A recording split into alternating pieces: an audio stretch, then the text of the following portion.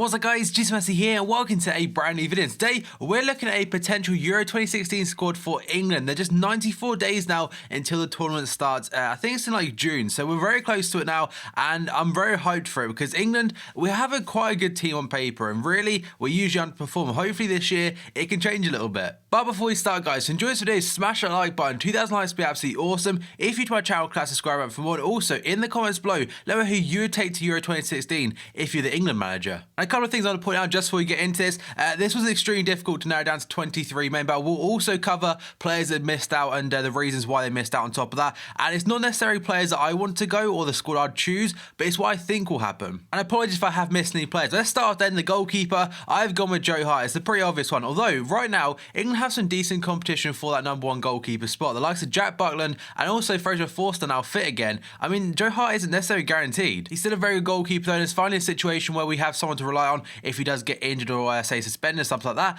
Then we've got Nathaniel Klein. This one, some people may disagree, but I personally think he's England's best right back. Not just saying that as a Liverpool fan, but he has been chosen as the right back previously by Roy Hodgson as well. He has got competition though from the likes of Kyle Walker, and also I think Roy Hodgson has played John Stones at right back previously on top of that. So Nathaniel Klein, I think will probably be playing come this summer if he's not injured. Then we've got Chris Smalling. This guy has stepped up massively for United this season. He's been one of the best centre backs in the league, and his FIFA upgrade kind of shows that. He's gone from like a 79 to an 82, and I think he's kind of nailed on for that centre back role. As is this guy, Gary Cahill. I don't think he's doing as well this season as he was previously, but when it comes to England international duty, he's usually very, very solid and very reliable. They've got the likes of Phil Jagielka, who can also do a very good job at centre back, and also John Stones. I think John Stones probably could be starting, but with Smalling and Cahill, I think they're just above him. Left back was kind of an annoying choice because Luke Shaw has got a massive injury right now, and I don't think he'll be fit at all for this tournament, and that's a massive shame because Luke Shaw for me had been nailed onto this left back role. But I've gone with Danny Rose because for Tottenham he's doing very well for himself. I could have put Kieran Gibbs or maybe Leighton Baines, but I think Danny Rose for me, he's probably the #1 choice. And another Spurs player is going to be Dele Alli, and this guy is absolutely shone this season, and he made his debut for England against France in a friendly. And what I've taken into consideration, by the way, I've gone through all the players that Roy Hodgson has used over the qualification periods and also the friendlies, and this guy scored an absolute worldie on his debut. He's been controlling the midfield for Tottenham along the likes of Dembele, Eriksen and stuff like that, and also Eric Dyer, and he's been a fantastic player. I think England need a little bit of energy in that midfield, and he definitely provides that. And alongside him, another Spurs player, Eric Dyer this time. He's been so solid for them this season, and initially was a centre-back on foot, and he probably should be a CDM next year, but or centre-mid, and he's a very good player. He's very versatile, so if we do get an injury at the back, he can fill in very, very well, and I think he probably will be starting, if not the likes of Jordan Henderson or hopefully someone like Jack Wilshere if he's fit. Now we have got Raheem Sterling, and this guy, he could probably play on the left or the right, but he's got bags of energy and bags of pace, and we need a player like that as well. He just needs to add a few more goals and assists to his game for England,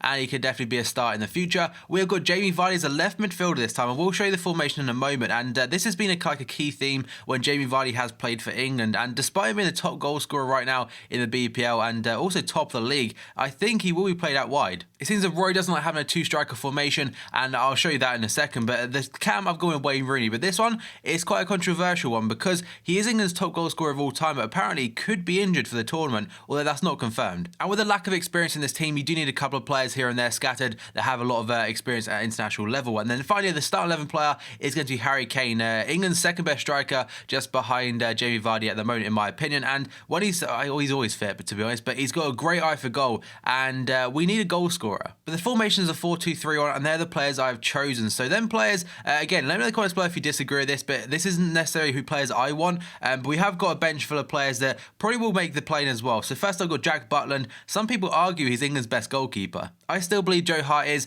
Then we've got John Stones, like I mentioned before, can definitely play that back four if he's needed, and probably could start as well.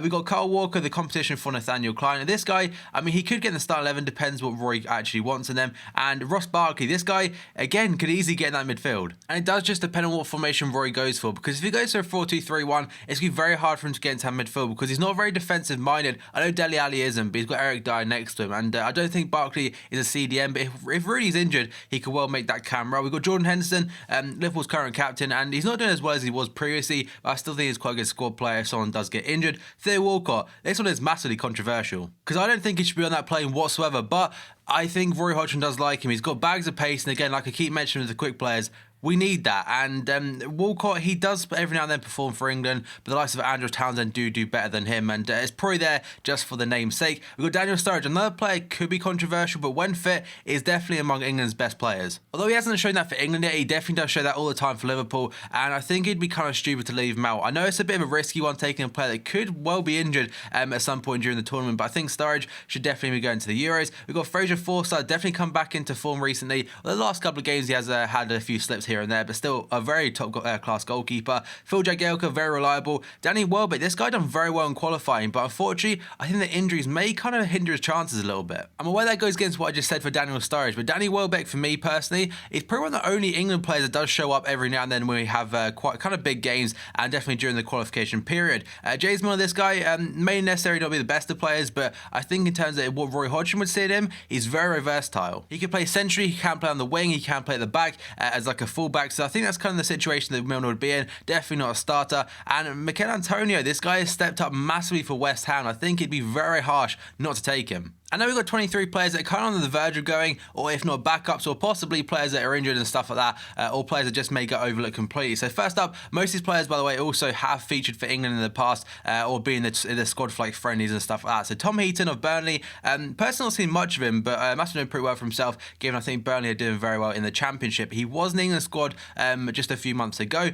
Then we have got Charlie Austin, recently signed for Southampton in January. I think he's kind of like a borderline one. I don't think he's anywhere near close, given the strikers we have currently got. Then we've got Michael Carrick. This guy, he's getting on a little bit, and I think we've got too many central players anyway. And one of the hardest players to leave out was this man, Leighton Baines of Everton. He could well be an England starting left back like he previously was. It just depends what Roy does, because we've got quite a few options that role, the likes of Danny Rose and also Kieran Gibbs there on top of that, and also Nathaniel Klein and Kyle Walker can play there on the opposite flank. But Leighton Baines, I think he could still possibly go. And now we've got Rob Green. I don't think he's got any chance, but was in the England team just less than a year ago. Jack Wilshere, this one all depends on injury. Just like Daniel Sturridge is always injured, and when he does play, he's a very good player for England. He scored 2 absolute bangers during the qualification period, and I think it'd be a very big shame not to see him go. And I personally want to see him go because he can influence that midfield very well, as he's got a very good pass on him. And then we've got Kieran Gibbs, a player that I don't think will go possibly. He has played for England recently, which could be an indication. Tom Cleverley, another player that featured not too long ago, but I don't think he will be on that plane. Jermaine Defoe, I think he's the second or third highest England goal scorer in the BPL this season, but he's getting on a little bit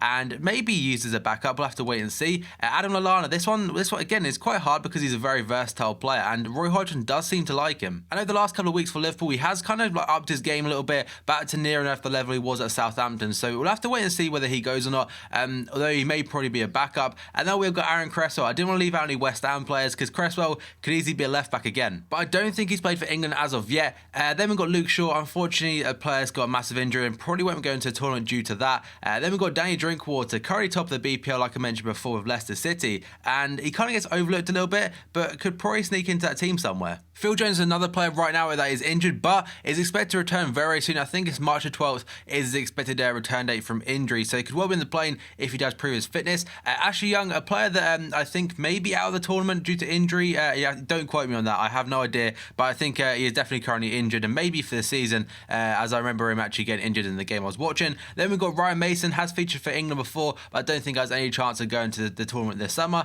We've got Jonjo Shelvey, another player that he kind of broke into the England team recently, but I'm not sure whether he will make the 23-man squad come June. That'll be a tough one. Jesse Lingard is another player that has featured for England, I think on the bench or maybe even called up recently, but I don't think will make the cut. We have got Alex Oxlade-Chamberlain. It's quite hard to leave him out because he has a lot of talent and a lot of potential, but I think he's been quite poor recently. He could well get in the England squad though, over the likes of Theo Walcott, if it depends how Roy Hodgson looks at it, to be honest. And now we have got John Flanagan of Liverpool. I think it's very unlikely if he'll go to the tournament this summer, although he has recently come back from a massive injury, 18 months between his last start and his recent start now. And it's a player that I personally really like being a Liverpool fan, but I do think the injuries may have hindered his chances whatsoever. We have got Andrew Townsend, a player I mentioned previously in the video. He does step up when he plays for England, so there really isn't a reason why he probably couldn't be in that team by the likes of Theo Walcott. Again, I keep mentioning Walcott, but a lot of people probably agree on that one. We've got Ryan Bertrand, a player that's very, very solid, a good left back, and like Leighton Baines could well be that England starting left back, but it's very, very hard to choose. And finally, we've got Fabian Delph, a player that has been in the England squad recently,